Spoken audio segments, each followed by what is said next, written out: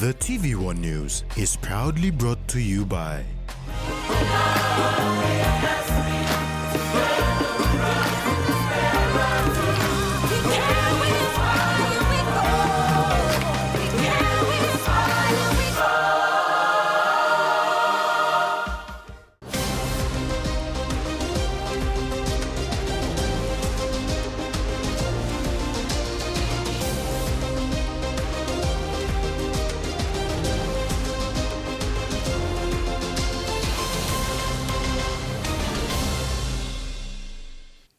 Good evening, I'm Tracy Pa with the news.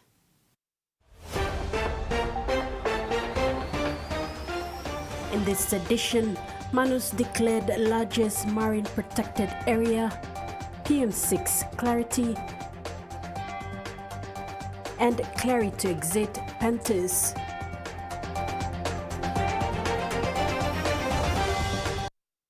About 214,000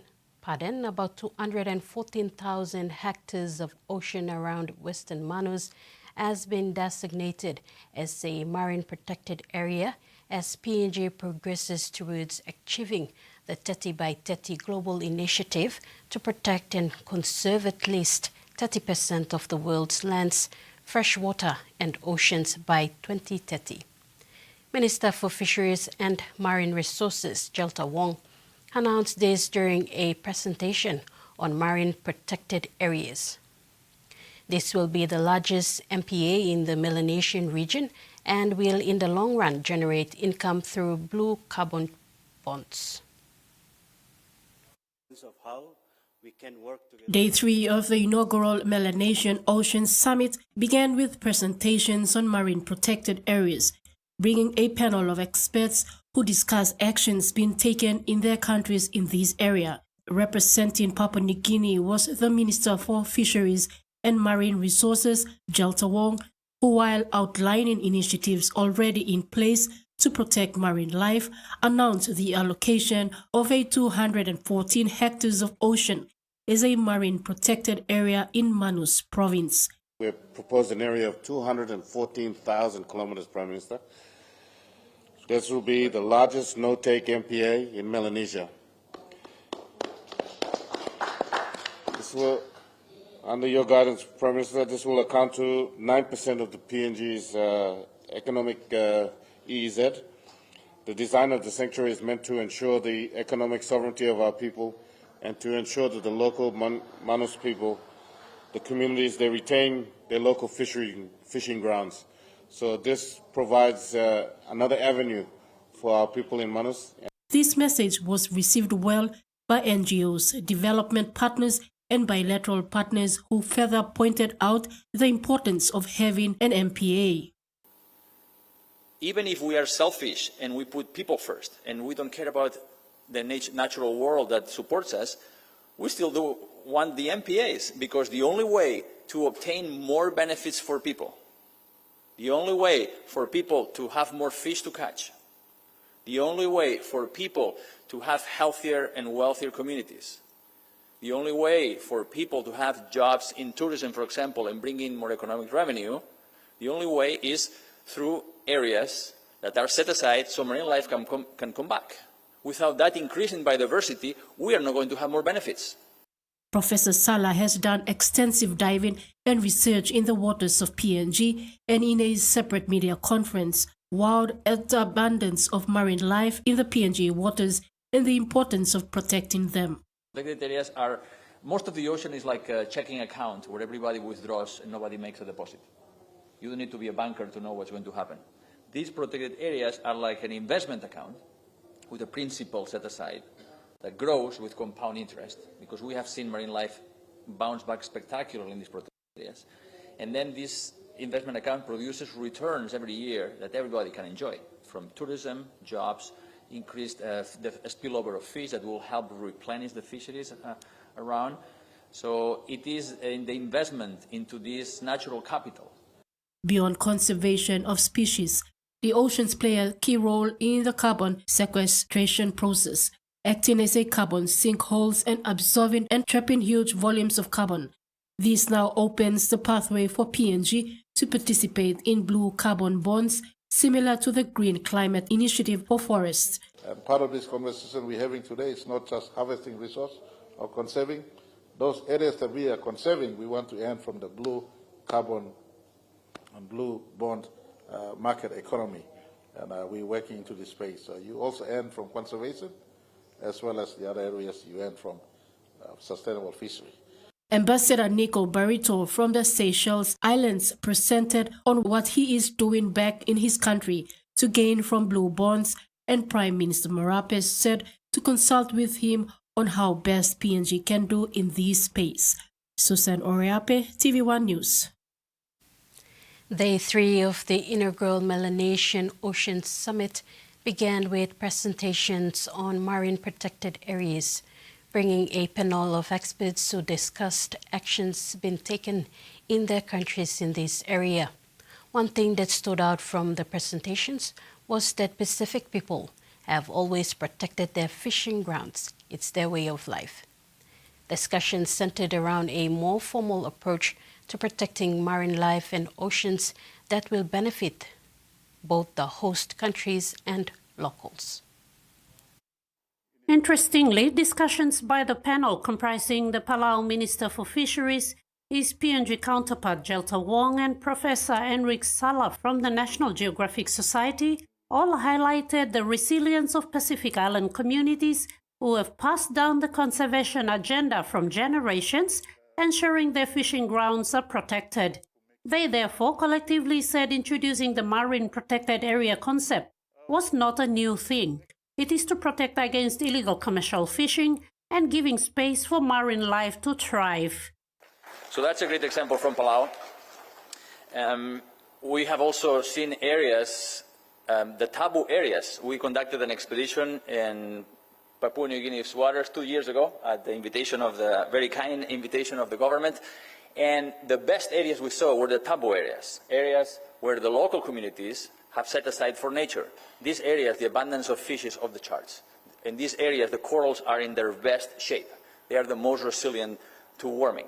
So marine protected areas is just a new name for traditional Pacific practices that have been proven very successful.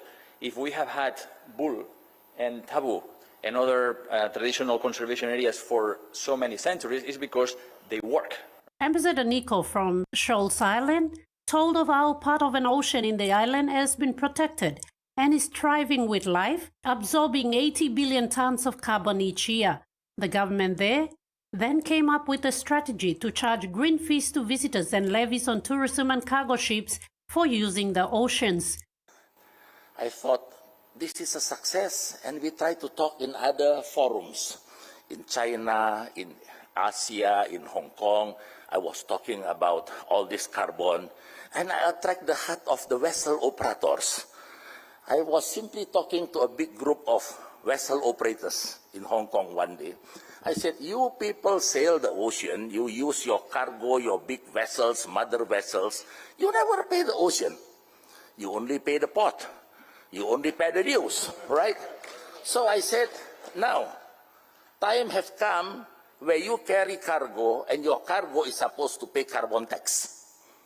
You want to offset your carbon tax? You come and subscribe my blue bonds.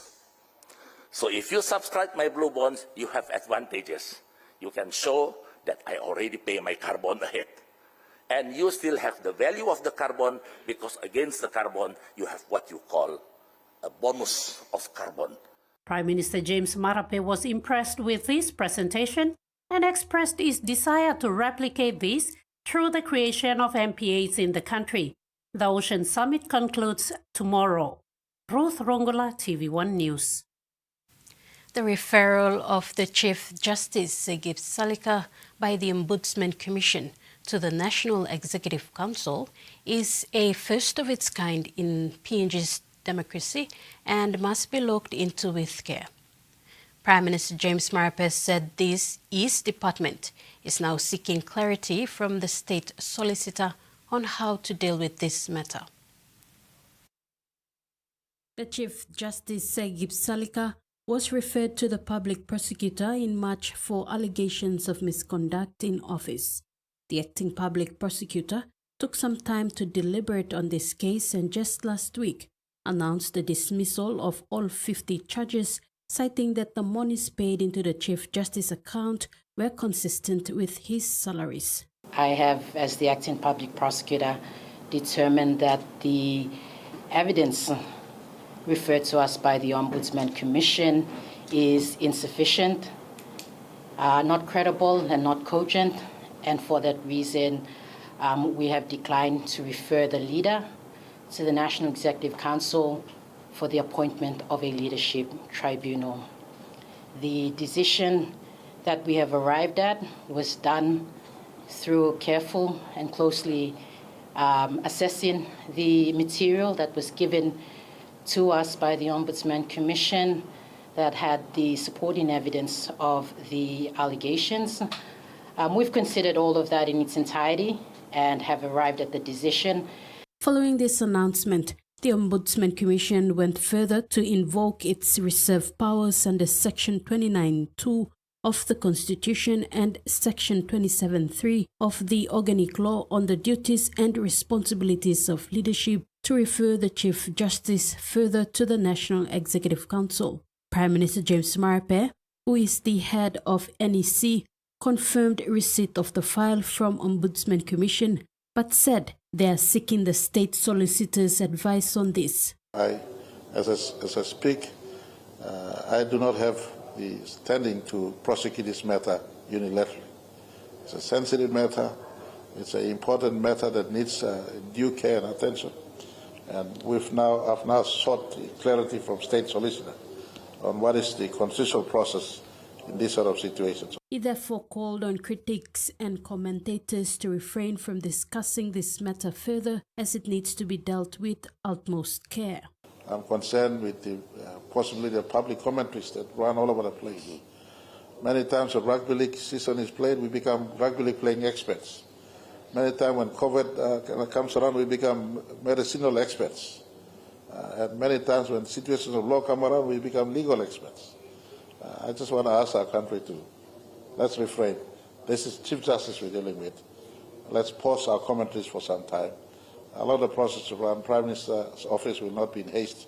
He, however, confirmed that the Chief Justice is actively working and explained the importance of separation of powers. It is not a lightweight matter. It is a matter that looks into an equal head of the judicial arm of government. By constitutional definition, the judiciary is separate from the executive, and the executive is separate from the legislator. The Speaker heads the legislator, the Chief Justice heads the judiciary, and the Prime Minister heads the executive arm. Three equal arms, but separated by function and definition of Section 99 of our Constitution. And the Office of Prime Minister gives fullest respect to the Office of Chief Justice. In fact, this is a matter first of its kind in our country. And we do not take this matter lightly. In all, this referral of the Office of Chief Justice, it's a serious matter. An independent office, a constitutional office in public prosecutor has dealt with this matter. He said he will inform the nation once his office is properly advised on the next steps. Mosby Northeast MP John Kaupa has cleared the air on allegations linking him and his office to two vehicles seized recently in Goroka, saying that the claims are false. Kaupa said the vehicles are privately owned. Speaking to the media during a press conference yesterday, Northeast MP John Kaupa said properties, including vehicles belonging to the Mosby Northeast electorate, stay within the electorate for its intended purpose. To move properties or vehicles to another jurisdiction is unlawful. He said this following allegations linking him and his district office to two vehicles recently seized at his son's house in Asaro, Eastern Highlands Province. Boundaries, and we are in a metropolitan city. Everything is screened in Port Moresby, and the vehicle belongs to the district of Mosby Northeast. And my brother member for Sultan Manakaramwe alleged that two vehicles has been sent to Goroka. and they are used in Eastern Islands. And I want to tell the media that that is false allegation. And I don't own a property in Goroga too. And these two vehicles are not belonging to the district. Copper said 2 vehicles which smashed windscreens were impounded at the Gorka police station. They were seized after police raided his son's house under a search warrant obtained by MP for Karamui Nomane District, Francis Alua. Allegations surfaced that the vehicles belonging to the office of Mosby North East District. Mr. Alua is the complainant in this matter. Due diligence before obtaining a search warrant in Goroga, Eastern Highlands. The MUITL is here. He should make his due diligence and make sure that the vehicle are belonging to the district of Mosby Northeast and what is happening in, what is doing in Goroga. But that has not been done. Kaupa has denied the claim, saying the vehicles are privately owned. My son, he bought it from Asaro, customary dealings. So they think that my son is the district vehicle. He said his legal team is preparing a possible defamation case. Summons of defamation of character of being a leader. And number 2, the damages of the vehicle, the owner of the vehicle are going to file damages. The Department of Personnel Management has launched an executive recruitment online system, marking a major step in modernizing public service recruitment. The system will streamline the appointment of agency heads through a fully automated end-to-end process. The platform removes manual applications, strengthens transparency and governance, and will be piloted across 4 government agencies, with online applications closing on 22nd May. This is TV1 News. We'll have the day's other stories when we come back. Stay with us.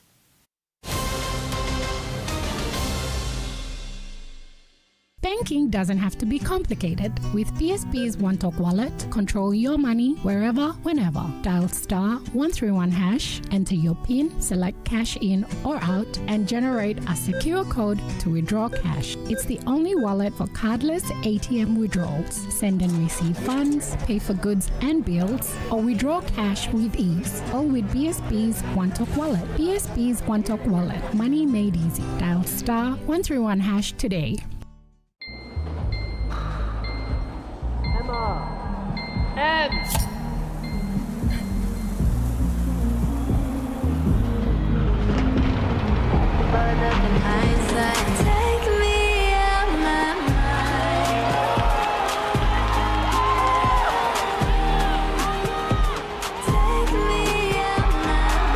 When you're all in, anything can happen. Grab a Coca-Cola and enjoy the moment.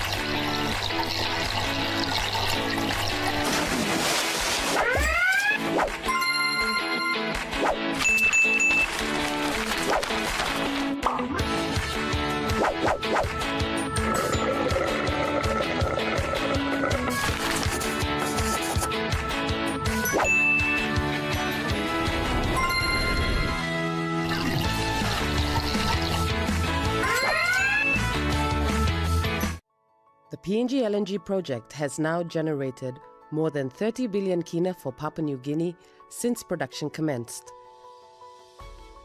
Nearly half of this amount has been paid as tax. Equity distributions are paid to KPHL and MRDC based on the interest they hold. Tax is paid to the IRC, while development levies and royalties are paid to DPE. Kids in Papua New Guinea love to smile and spread joy. And when they smile, it lights up our world. Come on, Mom, it's you first. Do the 1, 2, 3. Wake up. Brush your teeth. Smile. Let's spread some smiles in PNG with Colgate. You sabi to awesome condom and wambla way where you can abrusim seek HIV, STI na unplanned pregnancy? Tingim, use him condom long right way. Stop safe na look out him you yet. Use him condom all get a time. Suppose you know sabe long HIV status long partner blong you or suppose you got plenty partner. Use him condom good all get a time. Long haborusim seek HIV, STI na unplanned pregnancies. Use him condom banisim you yet na future blong you. This platok sabe ikam long National AIDS Council Secretariat.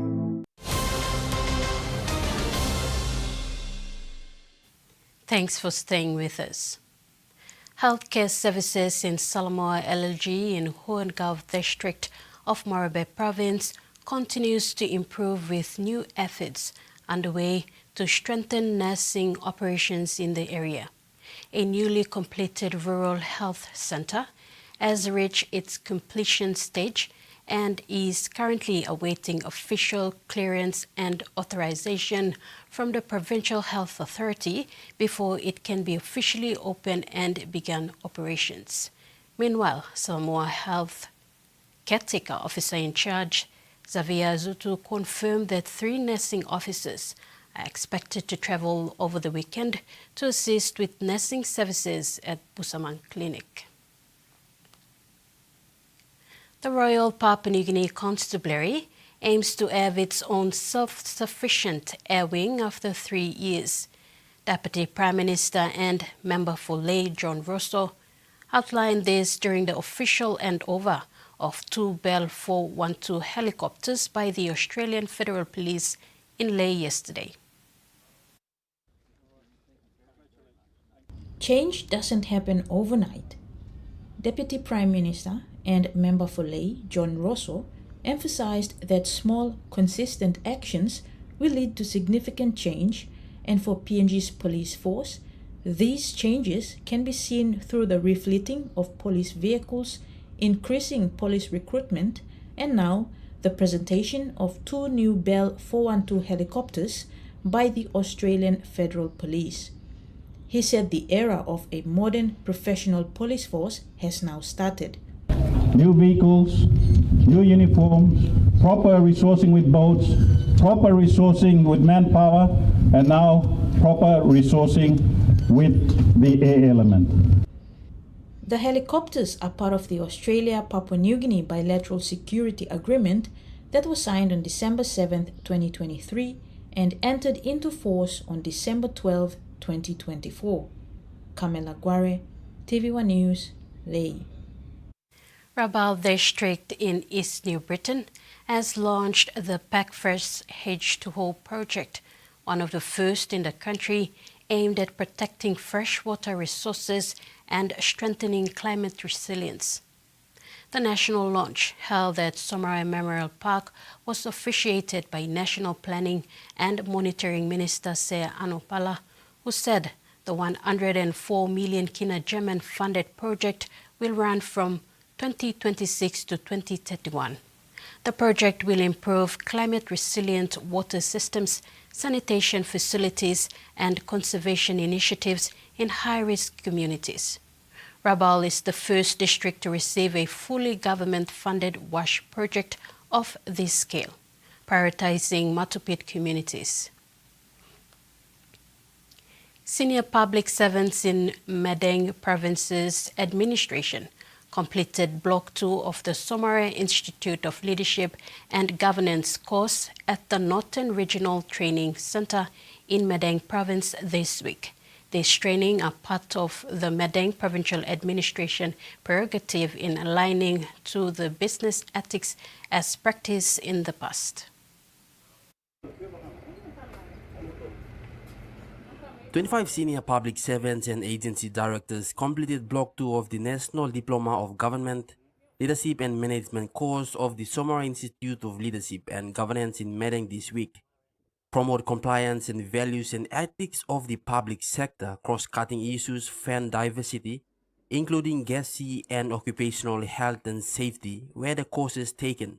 The participants completed 8-block session, each block spanning over 3 weeks with 2 weeks breaks in between each block. A certification ceremony was organized after the final course was completed on Tuesday, 13th May. Speaking to the graduates, Provincial Administrator Daniel Haloy amplified that there is a need to bring back the lost bureaucracy, business ethics, which has collapsed over the years. Haloy emphasized that during the administration college days, mandatory requirements and induction into public service ensured an honorable workplace.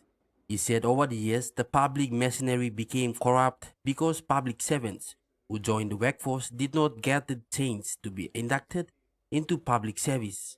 Haloy said the provincial administration is reviving related courses through SILAG from section heads to officers.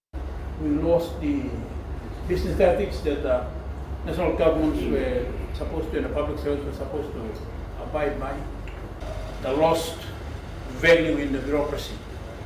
And I'm glad to hear Mr. Sil that we're able to bring those back and reinforce them. And Haloy suggested that current public servants who are not near retirement age yet should take up these courses. The Provincial Administration's Human Resource Director, Rosemary Kose, commended the initiative of having their public servants trained under SILAG. Kose said the trainings are mandatory and should promote efficiency in the province's public service machinery, starting with punctuality and attendance to work. Punctuality and attendance are two different, but they align together at the end of the day. We recognize the vital role that supportive leadership plays in this journey to a successful administration. A safe Medan provincial administration is a strong Medan. Michael Tamtipais, TVWAN News. And now the finance news. The Kina closed lower at $0.2298 US in the interbank market. At Banks of Pacific, our Kina was buying $0.2223 US, $0.3032 Australian dollars, 0.1812 euro, and 34.77 Japanese yen. Looking at commodity prices at New York close, all closed lower except crude oil closed higher and copper closed the day unchanged. And on the stock market, the Dow Jones closed higher, ASX closed lower, and all ordinaries closed lower as well. TV1 News continues after the break. Stay with us.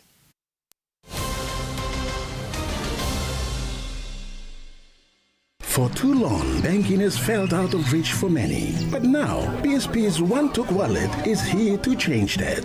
Send and receive money, pay bills, and top up. It's your money, wherever, whenever. Because at PSP, we are committed to improving how our customers connect to our One-Talks, to our family, to the ones we love. PSP's One-Talk Wallet. Money made easy. Dial *131# for everyone.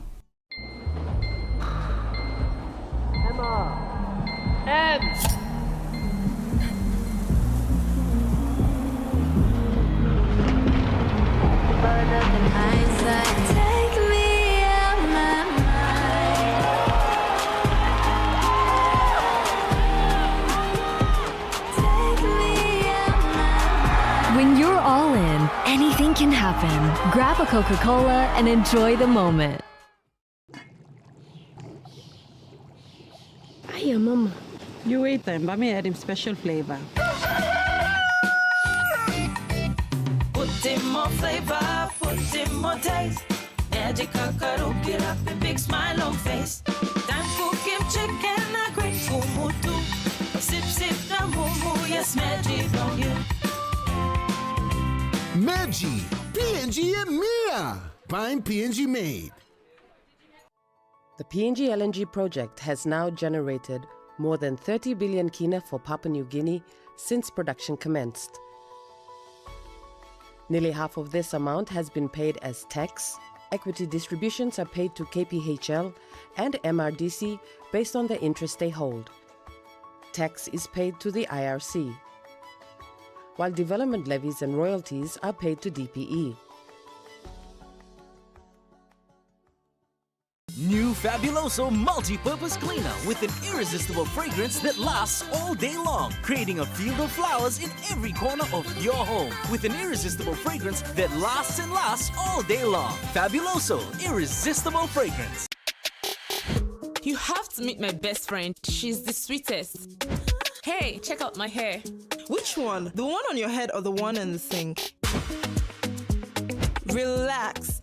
Next time, just use the Mega Growth Anti-Damage Relaxer. It's infused with wonder oils and conditioning proteins for visibly less hair breakage after retouching. Now your hair looks great. Thank you. Mega Growth Anti-Damage No-Light Cream Relaxer for visibly less hair breakage after retouching. Are you ready to get accelerated up? Freeway Motors got the hottest coffee tray Land Cruiser you've been searching for.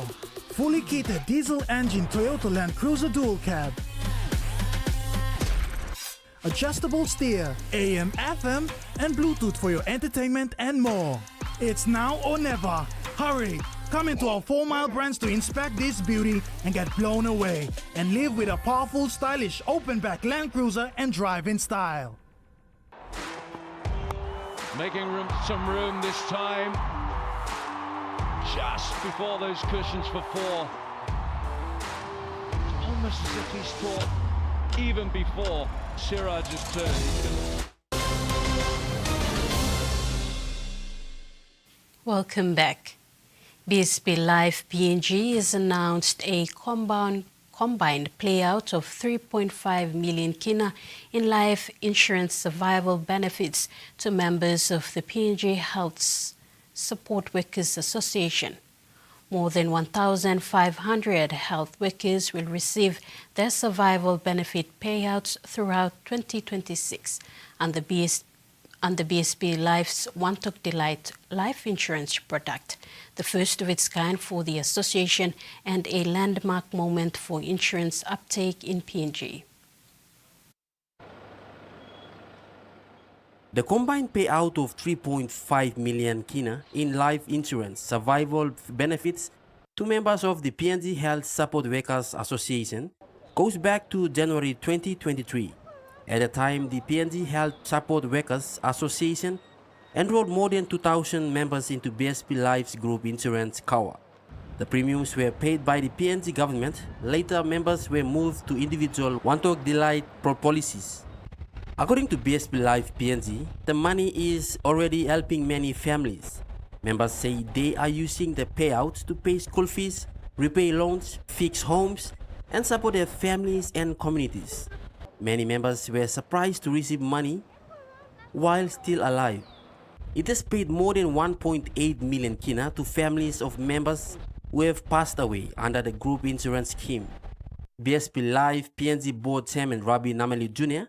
said members and their families are now seeing real benefits, and its payout represents support for a family and their future. For BSP Life PNG and for more than 1,500 health support workers across Papua New Guinea who will receive over 3.5 million in survival benefit payments this year. This is more than a financial payout. It is proof that life insurance works.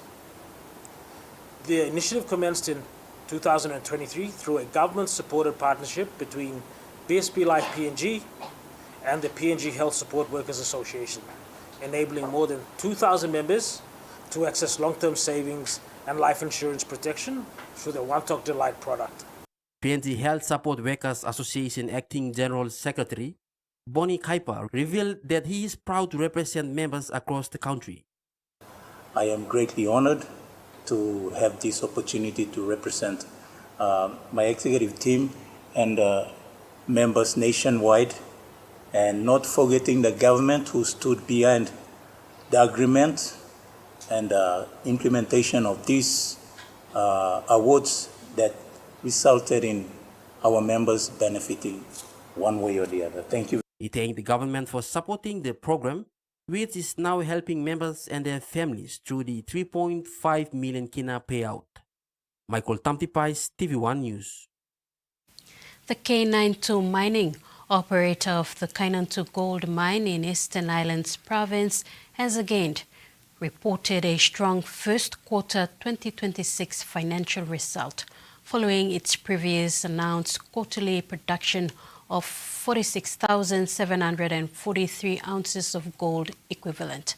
The quarter was highlighted by record financial performance, continued operational growth, and significant contributions to Papua New Guinea's economy and stakeholders.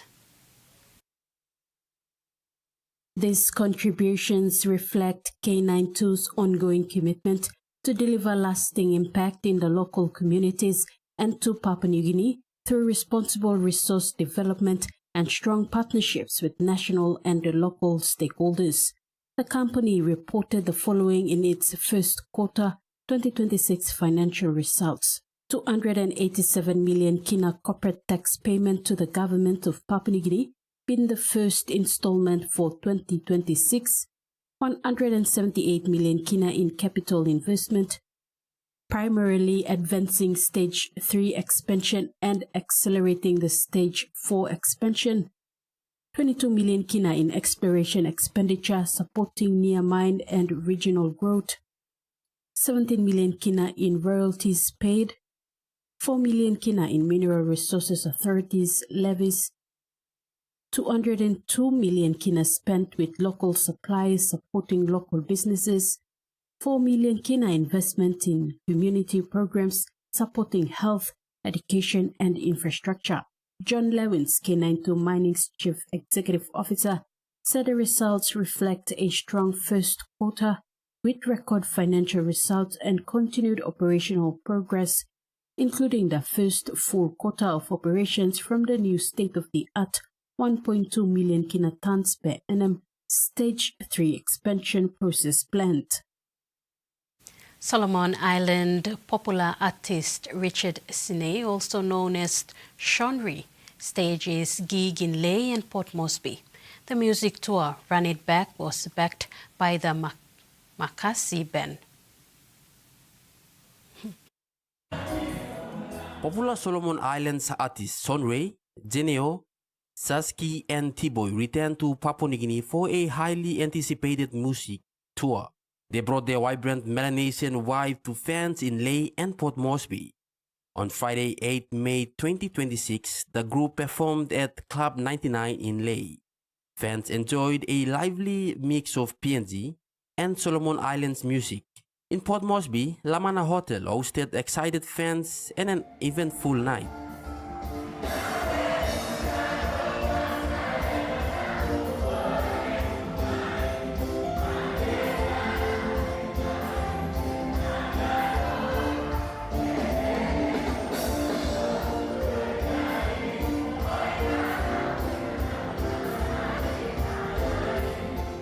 Sonray and the group lit up the stage with fan-favorite songs including Mary Papua, Kekeni Lalokau, Basimwa, Aneng Awi, Mary Manus, Lady Jazz, Tulight, and Rainy Lae. Speaking about his return to Papua New Guinea, Sonray described local audiences as energetic and welcoming. He also promised more exciting performances in the future. A total of 35 songs were performed during the Lamana show, backed by the Makasi Band. The performance showcased a strong blend of Melanesian sounds, celebrating the shared musical culture between Papua New Guinea and Solomon Islands. Michael Tamtipais, TVWAN News.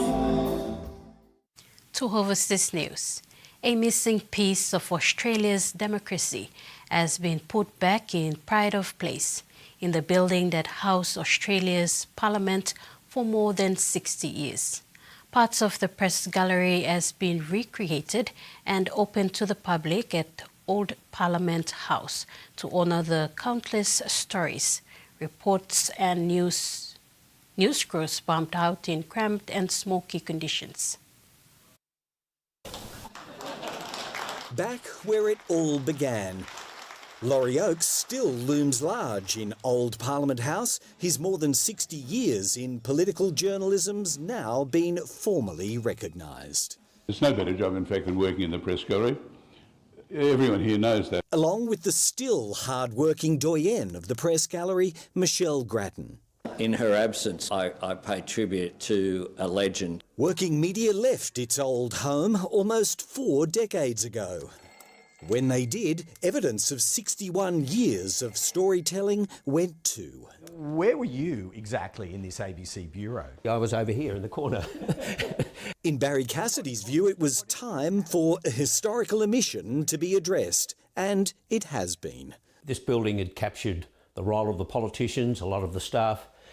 What was missing with the gallery? A full rebuild of a once larger press gallery wasn't possible, so down the corridors in the pokey rooms that remain, an operation was launched to retell aspects of how news was gathered, written and reported. Lots of bureaus didn't keep their tech once it got old or obsolete. We've basically been looking for any kind of technology, things like tape recorders or cameras. Through wars, depression, party splits and changes of government, the Press Gallery wrote a first draft of the nation's history from here. In fact, around half of the time since Federation, it was based right here in this building, back at a time when the term information technology had barely been heard of, and when a typewriter, a pen and a tape recorder got the news out because it had to. Fun-filled days of jokes, smokes and mostly blokes there for all to share. A man has been charged with making threats against a mosque in Brisbane. It's the 4th incident in recent months threatening the mosque or its congregation.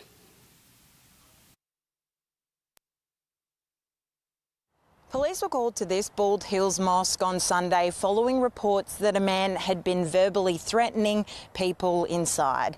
Now, the mosque's board say multiple people stated he claimed to have a gun in his car. While no one was injured, the Muslim community here in Bald Hills have said it is deeply concerning, especially because it's not the first time this mosque has faced threats. In an unrelated incident in December, offensive graffiti was spray painted on the walls, including a Nazi symbol. The board says everybody has a right to feel safe in their place of worship. Now, the 33-year-old man allegedly responsible for the incident at the weekend will face court on multiple charges, including public nuisance and disturbing a place of worship. This is TVWAN News. Sports is next. Stay with us.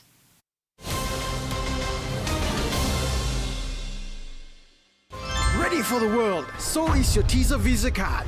Visa keeps you moving wherever you go, Papua New Guinea or abroad. Seamlessly pay for travel, dining, online shopping. Easily access your funds and instantly track your expenses. Every tap comes with security, trust and peace of mind. Unlock the world of possibilities. And it all starts with the new Visa Visa card. From our homes, where every morning starts with a taste we all love. A taste that holds memories and shared stories. A taste that can bring friends together. Made with care and loved in every corner of PNG. Inspired by our champions and rooted by our family values. Snacks, so crunchy and tasty, it's irresistible. Every growing child needs the best care to help them grow physically, socially, intellectually, and emotionally. That's why I choose Tender Care. It keeps skin clean and fresh and is hypoallergenically tested for gentle and safe protection. So my child can be protected for all of life's adventures. Tender Care.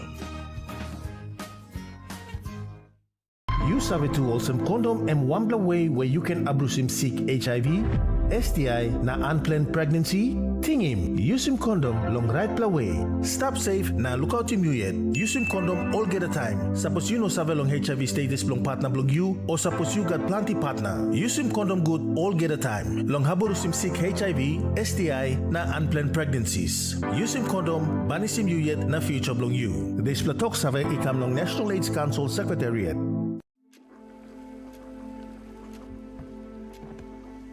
Dad's gonna be home soon. Dinner's not ready. He's gonna be mad. Mom's trying her best. If it's not ready, oh no.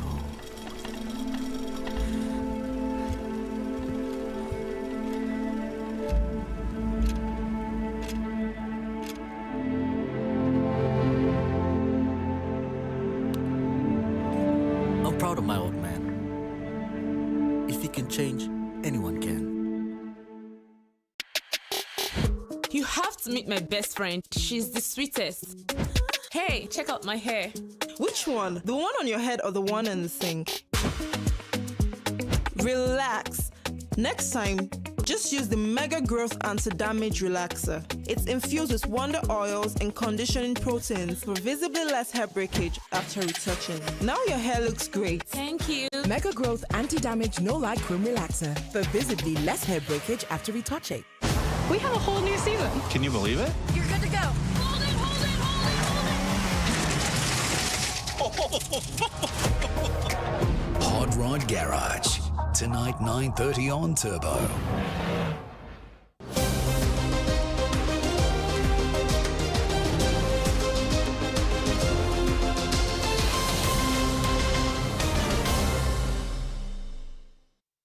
Welcome back. Penrith Panthers head coach Ivan Cleary will not renew his current contract beyond the end of the 2027 NRL season. Penrith Panthers today confirmed a long-term succession plan for the club's NRL head coaching role. Current Panthers assistant coach Peter Wallace will succeed Cleary as head coach from the 2028 NRL season after agreeing to a 3-year deal. Ivan Cleary will continue as Panthers head coach for the remainder of the 2026 and 2027 NRL seasons. He has also confirmed he does not intend to pursue another first-grade coaching role beyond his current Panthers contract.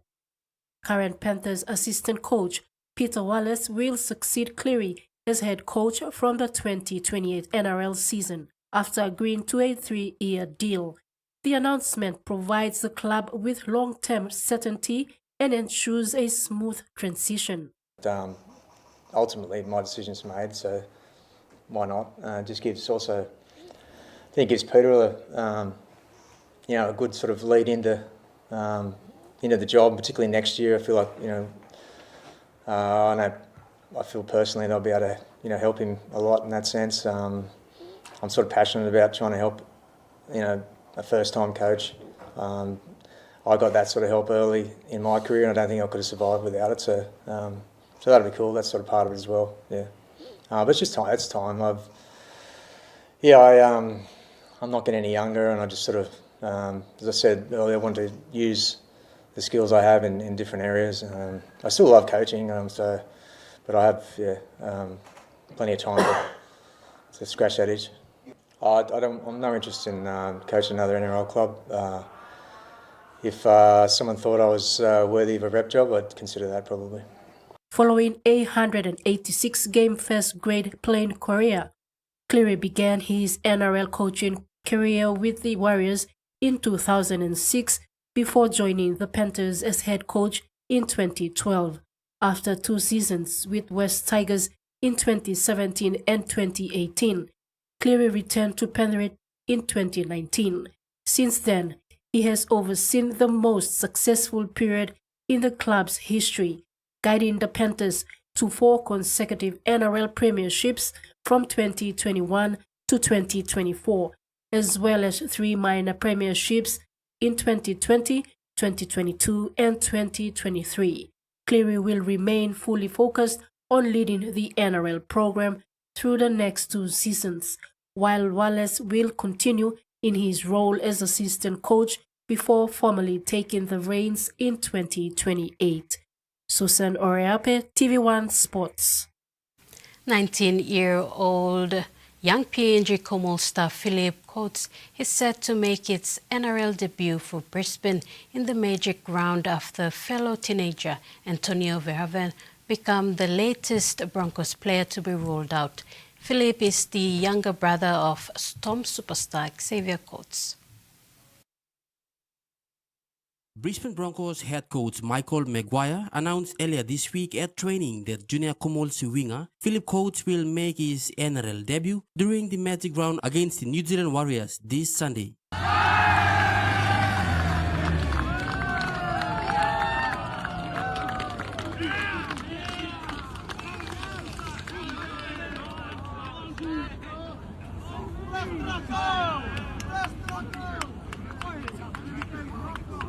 Coach was brought into the team after fellow 19-year-old Verhoeven injured his shoulder while making his starting debut on the wing last week.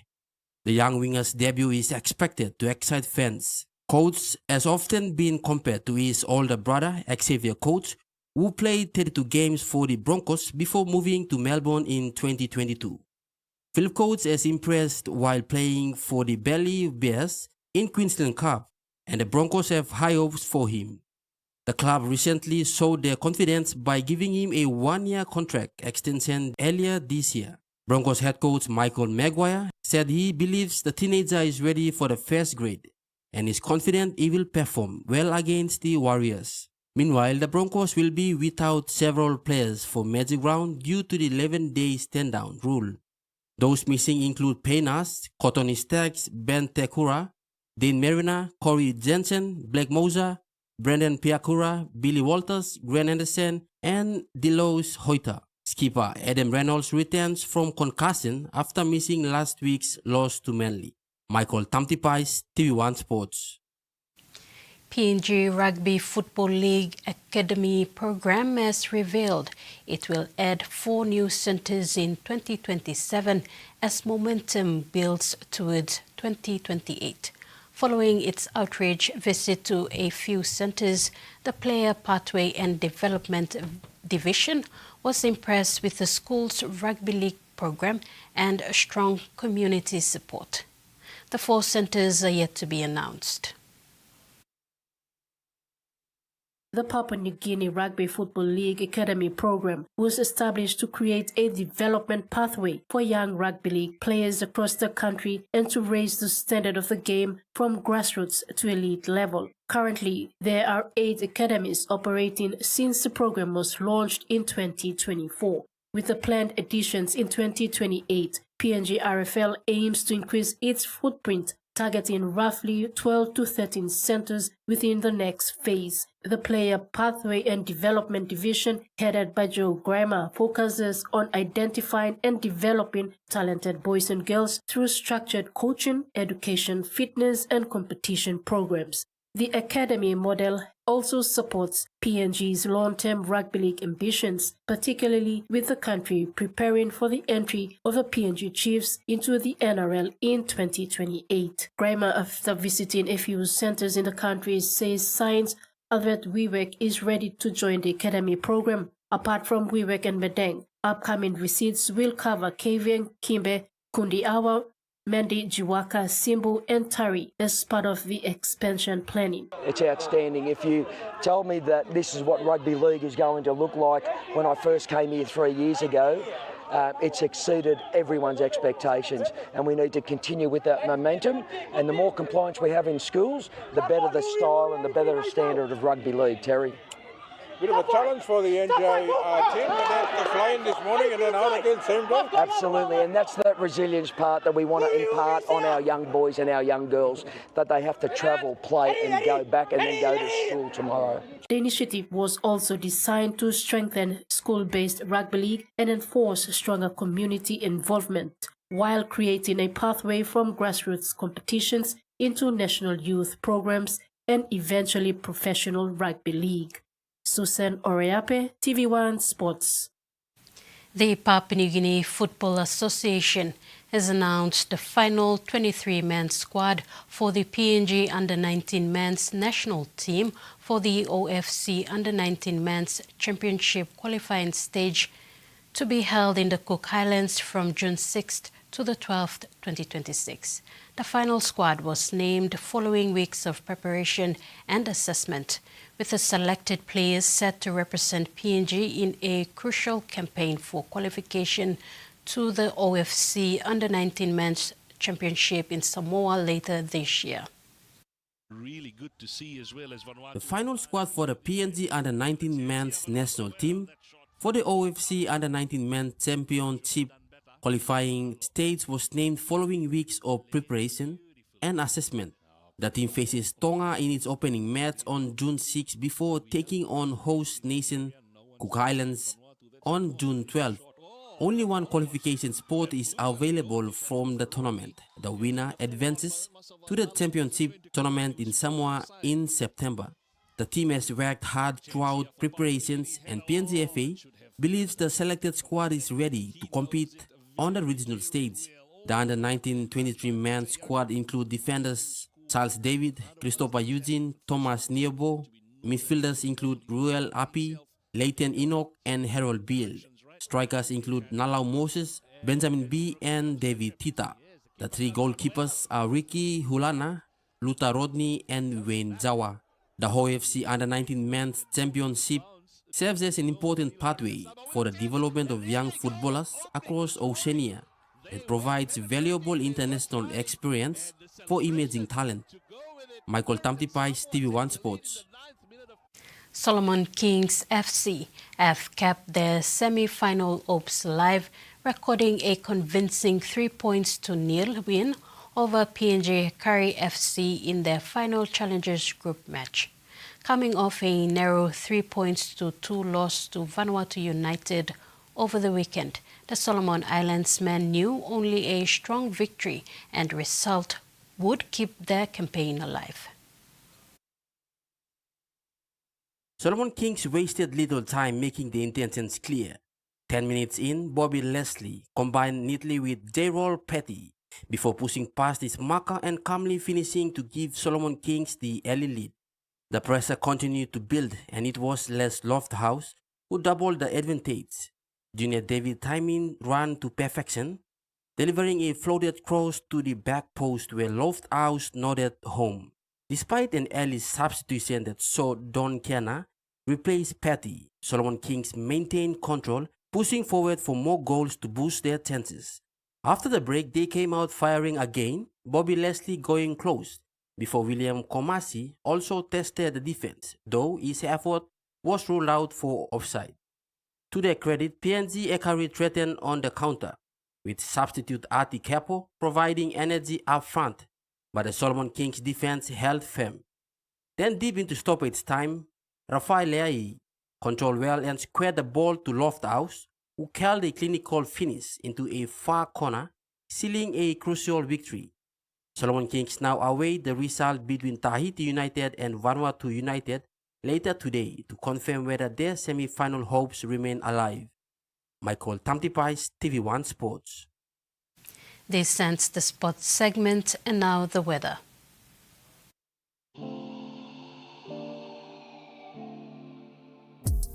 Southern Port mostly sunny to partly cloudy tonight. Popondetta, cloudy periods with occasional showers and possible thunderstorms.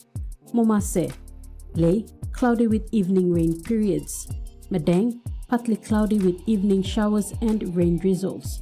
New Guinea Islands, Kavieng, cloudy evening with rain showers and possible thunderstorms. Kimbe, partly cloudy with few showers and rain and possible thunderstorms. Highlands region, Gorka, Kundiawan Bands, cloudy with evening rain drizzles. Ocean forecast. Coral Sea sees very rough to high seas with southeast winds of 34 to 47 knots along the western sector. Solomon Sea sees moderate to rough with southeast winds of 20 to 30 knots, reaching 35 knots along southern sector. Bismarck Sea sees moderate to pitches rough along southeast and southern sector with southeast winds of 20 to 30 knots, reaching 35 knots along southern sector. Pacific Ocean sees light with southeast winds of 10 to 15 knots. Coastal waters forecast. Waters of southern PNG to Indonesia border to Daro to Kiwai Island, Karamayul Island to Hood Point, and Samarai Islands sees 2 to 3 meters, rising to 4 meters at times. waters of Finchefan through Vitia Strait to CSC and Long Island to Madang, and waters west of Madang to Wewak, Vanimo and northern PNG and Indonesia border, seas 2 to 3 meters. Waters of New Ireland to New Britain, seas 1 to 3 meters.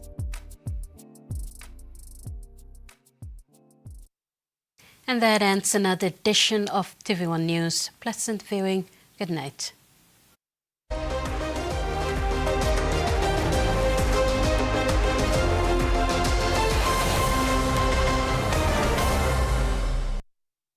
The TV1 News was proudly brought to you by